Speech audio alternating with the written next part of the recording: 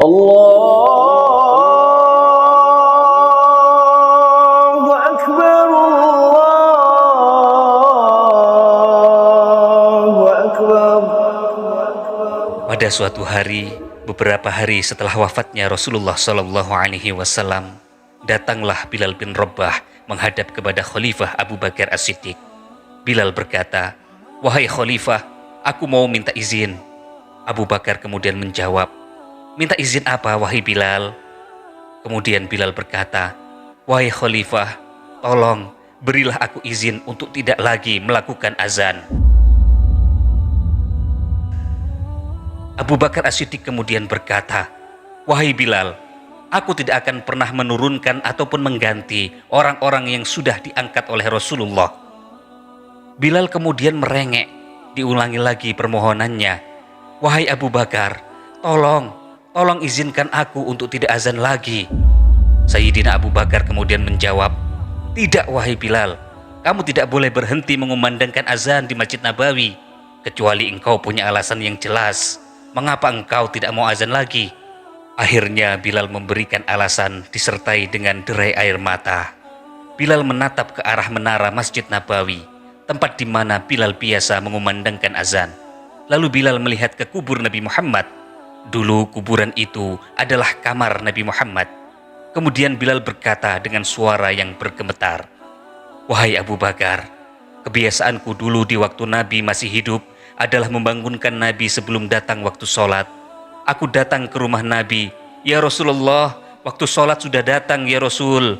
Kadang-kadang Nabi Muhammad yang datang ke rumahku, lalu beliau berkata, 'Wahai Bilal, waktunya sholat.' Kemudian setelah itu, aku bersama Rasulullah menuju ke menara. Aku naik ke menara, Nabi Muhammad kemudian melihatku. Lalu aku menghadap ke kiblat. Sebelum azan, aku menoleh kepada Nabi Muhammad yang di depan itu. Kemudian aku melakukan azan, dan setelah itu aku turun, disambut oleh Rasulullah. Wahai Abu Bakar, kebiasaan itu aku lakukan sehari 5 kali dan berulang-ulang kali selama beberapa tahun. Sehingga sungguh suasana keadaan itu mengingatkan aku kepada Rasulullah, sehingga aku tidak mampu melakukan azan lagi saat ini, wahai Abu Bakar. Aku tidak kuat mengingat kenanganku dengan Rasulullah." Abu Bakar pun menitikkan air mata. Kemudian Abu Bakar berkata, "Wahai Bilal, kalau memang alasanmu seperti itu, wahai Bilal, silakan Bilal, kamu boleh tidak lagi azan." Sebenarnya di dalam lubuk hati Abu Bakar yang paling dalam, ia masih menginginkan Bilal bin Rabah yang menjadi muazzin seperti ketika ia menjadi muazzin Nabi. Setelah mendapatkan izin dari Abu Bakar, Bilal bin Rabah kemudian pergi dari kota Madinah. Ia memutuskan untuk tinggal di negeri Syam. Ia ingin mengobati kesedihannya ditinggal oleh Rasulullah. Jika masih tinggal di Madinah, segala sesuatu yang dilihatnya akan mengingatkan kepada Rasulullah, karena hampir sepanjang waktu Bilal selalu membersamai kehidupan Rasulullah. Sangat lama Bilal tinggal di Syam. Ia tidak pernah mengunjungi Masjid Nabawi ataupun menengok kuburan Nabi. Hingga pada suatu malam, Bilal bin Rabah dalam tidurnya bermimpi bertemu dengan Rasulullah. Rasulullah bersabda, "Wahai Bilal, sudah lama sekali engkau tidak ke Madinah. Lama sekali engkau tidak mengunjungiku, Bilal." Kisah ini diriwayatkan oleh Ibnu Az-Zakir. "Wahai Bilal, alangkah kerasnya hatimu. Lama sekali engkau tak berkunjung kepadaku, wahai Bilal." Bilal kemudian terbangun dari tidur. Ia menangis terseduh-seduh. Ia menangis sangat keras sekali. Para keluarganya sampai ketakutan. "Ada apa Bilal? Ada apa Bilal?" Tidak sepertinya ia menangis seperti itu. Bilal terus-menerus menangis sepanjang hari. Sepanjang malam ia menangis. Dengan suara bergemetar, Bilal menjawab pertanyaan saudara-saudaranya. "Wahai saudara-saudaraku, sungguh aku saat ini merasa sangat takut. Aku tidak pernah takut seperti sekarang ini. Ketika dulu aku masuk Islam, orang-orang kafir menyiksaku dengan siksaan yang pedih, dengan siksaan yang sangat menyakitkan. Aku dijemur di padang pasir saat musim panas. Tubuhku ditindih dengan batu raksasa. Badanku dipukul dan dicambuk, tetapi hatiku tidak getar. Sedikit pun aku tidak takut pada orang-orang kafir itu. Tapi sekarang hatiku sangat takut." "Memangnya kenapa kamu Bilal?" kata saudara-saudaranya. "Aku bermimpi bertemu dengan Rasulullah SAW." "Mimpi bertemu Rasulullah? Seharusnya engkau senang bertemu kekasihmu itu Bilal. Lalu kenapa kamu menangis? Aku bertemu dengan Rasulullah dan Rasulullah menegurku, wahai Bilal, alangkah keras dan gersangnya hatimu. Mana kerinduanmu kepadaku? Sudah lama engkau tidak berkunjung kepadaku Bilal. Aku takut Rasulullah marah. Aku takut ditinggal oleh Rasulullah. Keluarga Bilal pun ikut menangis. Mereka kemudian memberikan saran, Bilal, kelihatannya memang sudah waktunya engkau berziarah kepada Rasulullah. Sudah saatnya kamu mengunjungi Rasulullah. Maka pergilah Bilal, temuilah kekasihmu Rasulullah Shallallahu Alaihi Wasallam. Maka pergilah Bilal bin Rabah ke Madinah. Demi Allah, itu adalah perjalanan yang sangat indah. Karena perjalanan untuk melunasi kerinduan menuju orang yang sangat dicintai, menuju kubur Nabi Muhammad Shallallahu Alaihi Wasallam. Berjalanlah Bilal dengan perjalanan yang tidak pernah kenal lelah. Bilal terus berjalan dan tidak mau beristirahat. Yang ada di hati Bilal adalah segera sampai ke Madinah. Setelah beberapa lama di perjalanan, akhirnya Bilal memasuki kota Madinah. Terlihatlah oleh matanya bukit-bukit, pemukiman masyarakat yang semakin ramai. Di saat itulah air mata Bilal sudah mulai mengucur. Bilal sadar bahwasanya bukit-bukit itu adalah bukit-bukit yang pernah dilihatnya bersama Rasulullah. Jalan yang ia lalui itu pernah dilaluinya bersama Rasulullah. Mulailah Bilal menangis. Ia berjalan dengan derai air mata. Dan di saat Bilal memasuki kota Madinah, sungguh tangisnya semakin keras. Tangis Bilal semakin kuat. Bilal tidak melihat sudut kota kecuali terlihat oleh matanya Rasulullah. Bilal tidak melihat bangunan kecuali dilihatnya ada Rasulullah di sana. Bilal tidak melihat hamparan pasir kecuali terlihat olehnya Rasulullah. Kenangan yang indah bersama Rasulullah benar-benar membekas di hati Bilal bin Rabah. Semuanya yang ada di Madinah mengingatkan Bilal kepada Rasulullah. Bilal bin Rabah terus berjalan menuju kubur Nabi Muhammad SAW. Dan setelah itu, setelah sampainya di kuburan Nabi, Bilal terduduk. Ia mengucapkan salam, akan tetapi Bilal sudah kehabisan suara. Air matanya terus mengucur. Suara Bilal sudah habis, larut bersama kerinduan dan tangisannya di sepanjang perjalanan. Bilal hanya bisa mengucap dengan suara lirih, suara parau. Ia berkata, Assalamualaikum ya Rasulullah, Assalamualaikum ya Habiballah, Assalamualaikum ya Nabi Allah. Bilal kemudian terduduk di hadapannya kubur Nabi Muhammad. Dengan derai air mata, Bilal menangis. Ia mengguling-gulingkan mukanya di atas kubur Rasulullah karena perasaan rindu dan haru. Tiba-tiba saja pada saat Bilal sedang larut dalam tangisan, ada yang menepuk kepala Bilal bin Rabah. Bilal bin Rabah kemudian menoleh. Ternyata di sana sudah ada Sayyidina Abu Bakar ditemani oleh Sayyidina Umar. Lalu Bilal berdiri, dipeluknya kedua sahabat dekat Rasulullah itu. Abu Bakar kemudian berkata, wahai Bilal, engkau menangis. Tangisanmu tidak seperti biasanya Bilal. Ada apa wahai Bilal? Kemudian Bilal berkata, wahai Khalifah, sungguh aku saat ini merasakan takut yang luar biasa. Apa yang membuatmu takut Bilal? Kata Abu Bakar. Aku merasa takut ditinggal oleh Rasulullah wahai Abu Bakar. Memang kenapa Bilal? Kamu sudah melakukan dosa apa? Dosa besar apa yang sudah kamu lakukan sampai Rasulullah meninggalkanmu? Wahai Abu Bakar, aku bermimpi bertemu dengan Rasulullah.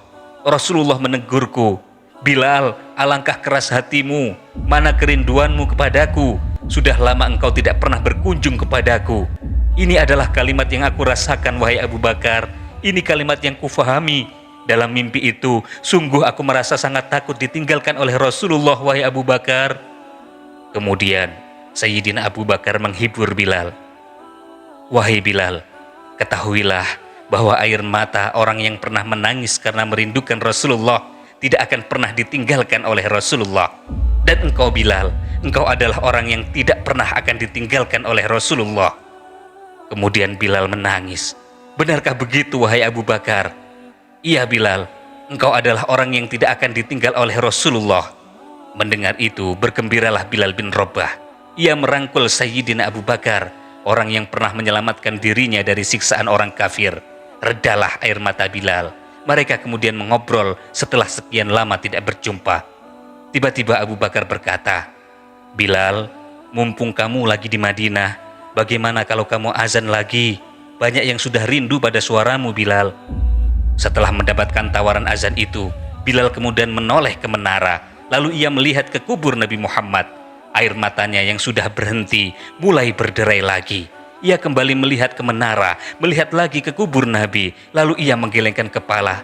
"Tidak wahai Abu Bakar, tidak wahai Umar, aku belum kuat untuk azan." Kenangan dengan Nabi Muhammad kembali hadir dalam ingatan Bilal bin Rabah. Tidak lama kemudian, ada anak-anak kecil yang lewat di kuburan Nabi. Kemudian dua anak kecil di antara mereka datang kepada Bilal. Satu anak yang lebih besar memegang tangan kanan Bilal, yang satu lagi memegang tangan kiri Sayyidina Bilal. Kedua anak itu ikut duduk di samping Bilal. Dengan sangat ramah, kedua anak itu menyapa Bilal. "Wahai tukang azan kakekku, bagaimana kabarmu?" Bilal kaget, ia menoleh melihat anak kecil itu. Ternyata di tangan kanannya ada Sayyidina Hasan, di tangan kirinya ada Sayyidina Husain. Bilal betul-betul kaget bercampur dengan gembira. Kemudian Bilal mengangkat tangannya. "Ya Allah, terima kasih ya Allah. Aku rindu kepada kekasihmu Nabi Muhammad. Kemudian engkau kirimkan kepadaku orang yang sangat dikasihi oleh kekasihmu." Kemudian Bilal menghadap kepada Hasan di samping kanannya. Lalu Hasan diberdirikan. Kemudian Bilal memberdirikan Husain. Dilihatnya wajah Sayyidina Hasan. Kemudian dilihatnya kaki Husain.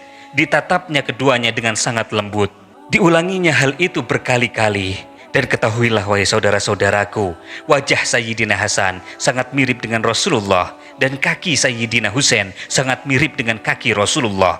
Setelah itu dipeluklah kedua anak kecil itu. Dengan derai air mata Bilal berkata, "Ya Rasulullah, sungguh bau keringatmu aku temukan di cucumu ya Rasulullah." Saudara-saudaraku, sedemikian besarnya cinta Bilal bin Rabah kepada Rasulullah. Setiap hal yang berkaitan dengan Rasulullah tidak pernah ia lupakan. Bahkan sampai keringat Rasulullah pun Bilal masih mengingatnya. Luar biasa, itulah sebuah kecintaan yang sangat tinggi kepada seorang kekasih. Tidak lama kemudian, Sayyidina Hasan dan Sayyidina Husain berkata, "Paman Bilal, aku kangen padamu. Aku rindu ingin mendengar suara azanmu.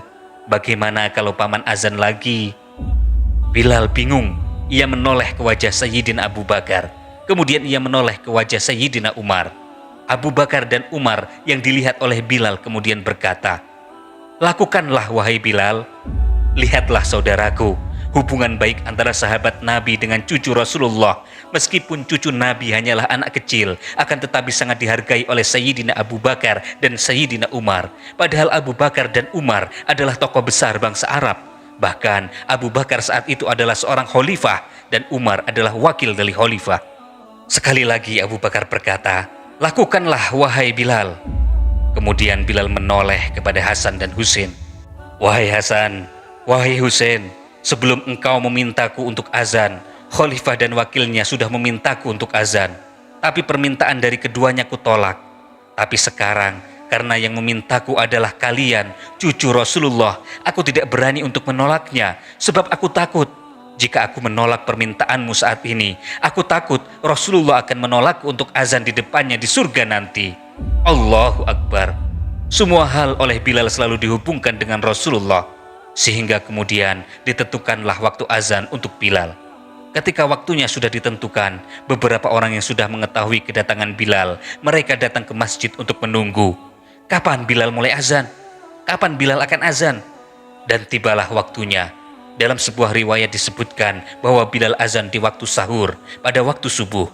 Orang-orang sudah pada menunggu. Mereka bertanya-tanya, "Di mana Bilal? Kenapa dia belum kelihatan? Kenapa Bilal belum datang?" Di saat sudah masuk waktu sholat, tiba-tiba ada orang yang berdiri. Orangnya kurus, kulitnya hitam.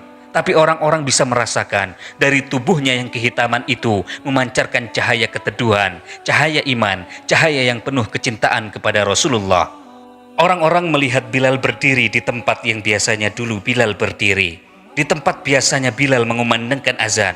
Maka suasana itu telah mengingatkan orang-orang kepada Rasulullah SAW. Sehingga mulai berjatuhan air mata dari orang-orang yang hadir di tempat itu. Kemudian Bilal berjalan dan jalannya Bilal tidak berubah seperti dulu. Maka semakin kuat kenangan mereka kepada Rasulullah sehingga yang hadir di masjid mulai menangis. Dan berjalanlah Bilal, ia memecah shaf, barisan jamaah, kemudian berjalan menuju ke menara.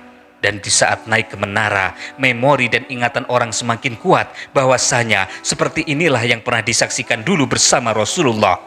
Bilal sudah di atas menara. Rupanya di atas menara Bilal berderai dengan air mata. Lalu Bilal melihat ke tempat yang biasanya Rasulullah ada di tempat itu, berdiri untuk menunggunya turun. Bilal hanya bisa menyeka air mata. Ia menutup matanya, kemudian mengusap air matanya. Di situ dulu aku pernah melihat Rasulullah, kata Bilal. Tangis orang-orang yang hadir di masjid dibarengi dengan tangis Bilal bin Rabah. Sehingga disebutkan dalam riwayat, tidak ada tangisan di Madinah yang lebih banyak dan lebih dahsyat dibandingkan dengan tangis yang terjadi pada saat itu. Akhirnya Bilal memulai azannya. Allahu Akbar, Allahu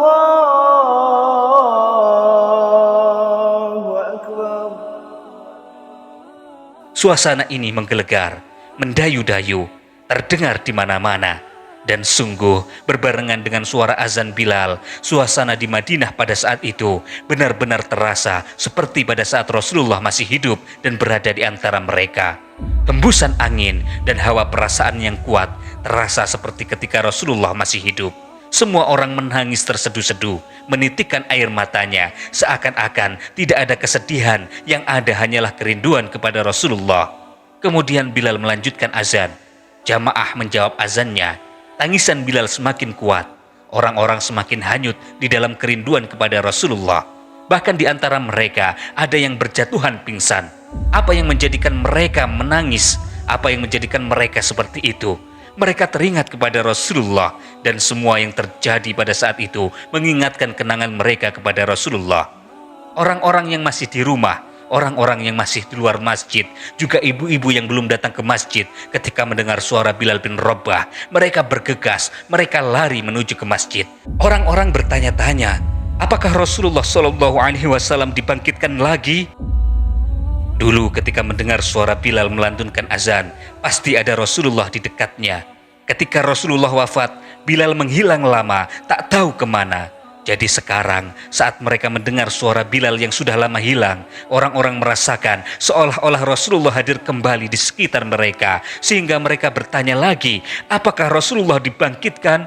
Dijawablah oleh orang-orang yang di situ, tidak, Rasulullah tidak dibangkitkan lagi, itu hanya suara Bilal. Kemudian orang-orang yang baru datang itu menundukkan kepala. Oh, ternyata suaranya Bilal. Tak terasa mereka sudah meneteskan air mata. Bilal melanjutkan azan dan sampailah pada lafaz Asyhadu an la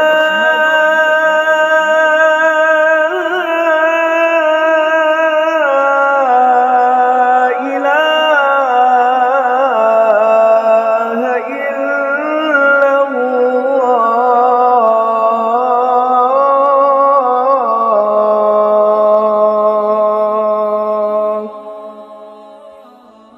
Suara tangisan orang-orang semakin kuat. Mereka semakin hanyut dalam kesedihan dan kerinduan. Ya Rasulullah, kami rindu padamu ya Rasulullah. Hingga kemudian sampailah Bilal bin Rabah pada lafaz Asyhadu anna Muhammadar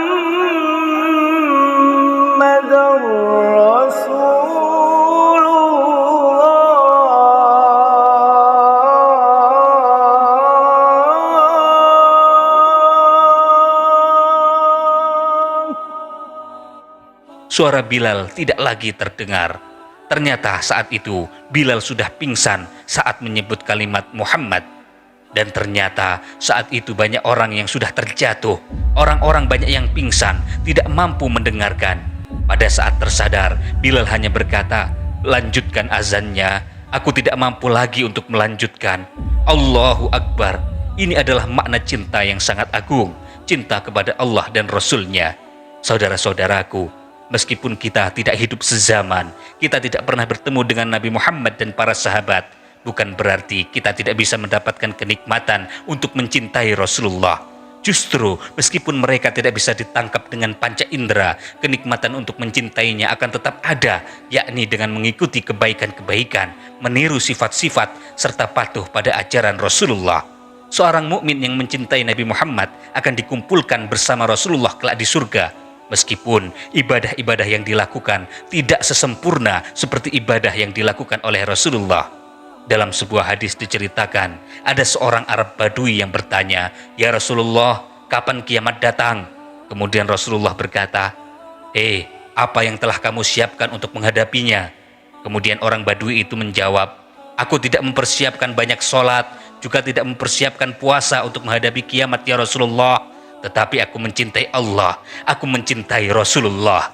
Rasulullah kemudian bersabda, "Al-mar'u ma'a man ahbabta." Seseorang akan bersama orang yang dicintainya. Kemudian dalam Quran surat An-Nisa ayat 69 Allah berfirman, "Dan barang siapa menaati Allah dan Rasul-Nya, maka mereka itu akan bersama-sama dengan orang yang diberi nikmat oleh Allah, yaitu para nabi, para pecinta kebenaran, orang-orang yang mati syahid, dan orang-orang yang saleh. Mereka itulah teman yang sebaik-baiknya teman." Ayat di atas diturunkan kepada Sauban, yaitu budak Rasulullah.